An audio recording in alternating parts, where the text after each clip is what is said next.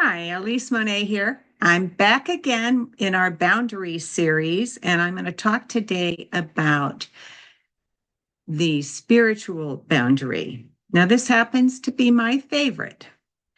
And first, let's define spiritual boundary, okay? The spiritual is all about the heart center. That's why it's my favorite, right? So let me ask a question. How deeply can you love from your heart? Do you know? And I'm not talking giving to get. I'm not talking reciprocal love. I'm talking about your openness to all that is. Your openness of your heart to the man in the gutter, to the man in prison or the woman in prison, to the little child who has a snotty nose and a bad attitude. How open is your heart to these things? So, as we talk about the spiritual boundary, we're talking about the capacity for love. All right. So, that took me as I pondered how to explain what I believe about the heart space. It took me back to the 7 Hermetic principles. And these are the universal spiritual principles of how the world works in truth, not how it works out there in the world, but in truth from the connection to all that is. Okay? So I'm going to talk to you about those right now. The first is the principle of mentalism. And we touched on this in the mental plane about mental boundaries. And that is the all that is, the divine source, God, Allah, whatever you want to call it, energy, the universe, spirit. All of those are the same term for what I'm talking about. All that exists is what we call the all is mind. And that's the heart mind that I spoke about earlier in our series. The heart mind is your direct connection to source, the universe, God, etc. And our thoughts, like we talked about in the mental plane, not coming from our brain, our human brain, but from our heart mind.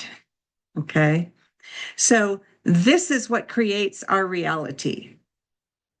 Our thoughts plus our emotions create our belief system, and that's what creates our reality. And so that's the first principle, the principle of I'm responsible for my life. Nobody created it but me. All right. Nobody caused me to be or do anything. It was all my choice. And I accept full and total responsibility for every aspect of my life and every situation, good and bad. Okay. That's easier said than done. And it's a work in progress. It's an ongoing, lifelong, and even beyond this life, eternal working in our lives. All right. The second principle is the principle of correspondence. And this is one of my favorites too, because Hermes Trismegistus, isn't that a mouthful? Hermes Trismegistus was a very famous magician and philosopher with the Gnostics. And he talked about the as above, so below, as within, so without. And so here we're on that same principle. As above, think of heaven, and so below here on earth. And the Bible corresponds with that as well. Jesus said, the kingdom of heaven is upon us. We are one, right?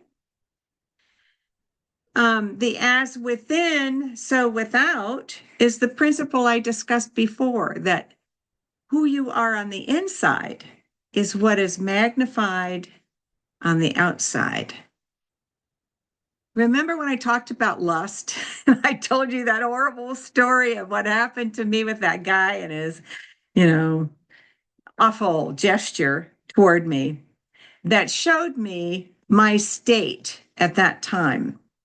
And so the correspondence, is about that. Correspondence is about the as above, so below, as within, so without. Okay. So what you see out there is what's in here. All right. The third one is vibration.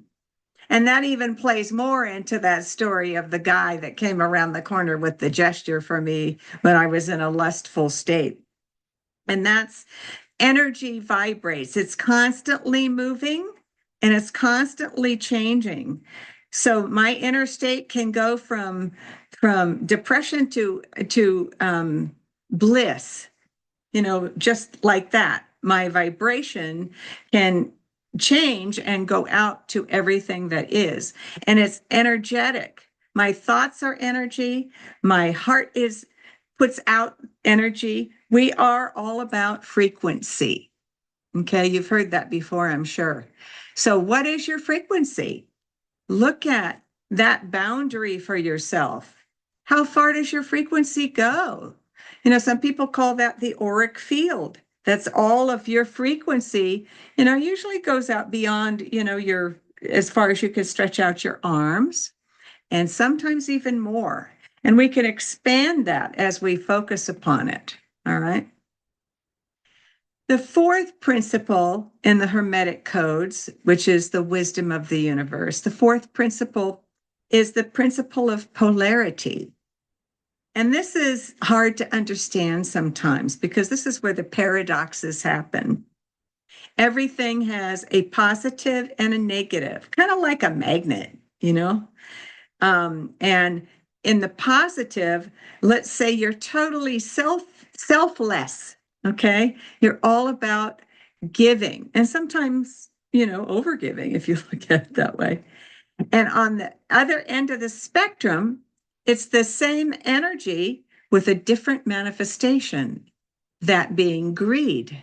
So you have greed on one end and selflessness on the other. And that's the polarity. Everything has an opposite. Everything in this earth, every energy has a positive and a negative. And that's the principle of polarity. The next one is rhythm. Yeah, we can talk about music and rhythm, of course. But this is all about the flow in life, and that's where rhythm, where music comes from. It comes from flow, the flow of the heart, the rhythm, the sensuality, the beauty, and it brings us the cycles of life. The seasons, all of the changes and the shifts and the flow, and if we didn't have rhythm, oh Lord, where would we be? Then one you're very familiar with. That's the law. The sixth universal principle is the law of cause and effect. And that's simply whatever energy I put out is what I'm going to get back. All right. Sometimes called karma. And karma isn't negative. If I put out love, guess what I'm going to get back? Love karma. All right. Now, it's not guaranteed, but at least it's not guaranteed in a certain length of time. It is guaranteed that once I put energy out, that energy will return to me.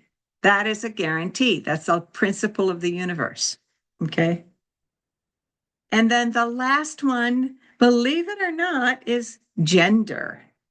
Everything has a masculine and a feminine. Isn't that crazy? Everything is in duality.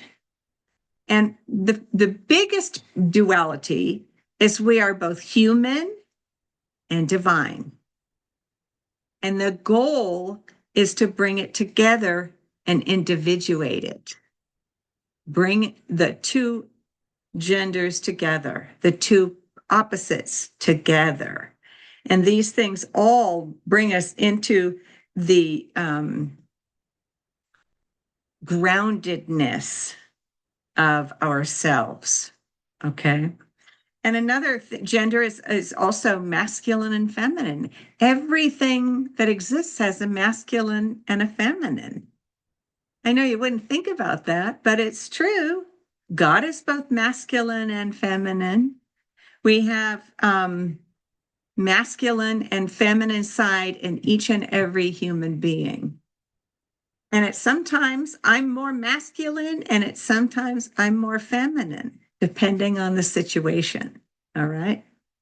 But usually, if we're given a woman's body and we're a woman, we will express the feminine side. Not always true. Sometimes women take on the masculine and vice versa. Men take on the feminine. And there's nothing wrong with that. It's whatever floats your boat, I say, is okay, as long as you recognize which one you're in and how you put it out to the world.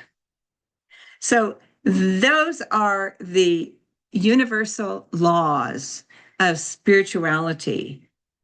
Now, I want to tell you, my nickname with my clients has always been the heart healer. And that's because it's all about, for me, the heart. I was put on this planet to give. And my journey has had to teach me boundaries. And there are spiritual boundaries in that too, in that I had to learn not to throw my pearls before swine, not to give my power away to those who didn't deserve it and who abused me, right? That's throwing my pearls before swine. I had to learn that lesson. It was a hard one. But all of this is all about the heart. And once again, it's an inside job.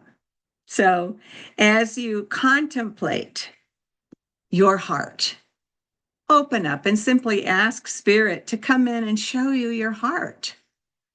And let go of the mental plane. Don't listen to the yada, yada, yada of your ego. Listen to your heart. Listen to the all that is. Listen to your higher self. And if you don't know how to do that, call me. Go on Elyce at ElyceMonet.com and I will help you. Okay. So thank you for joining me. We'll be talking more about boundaries.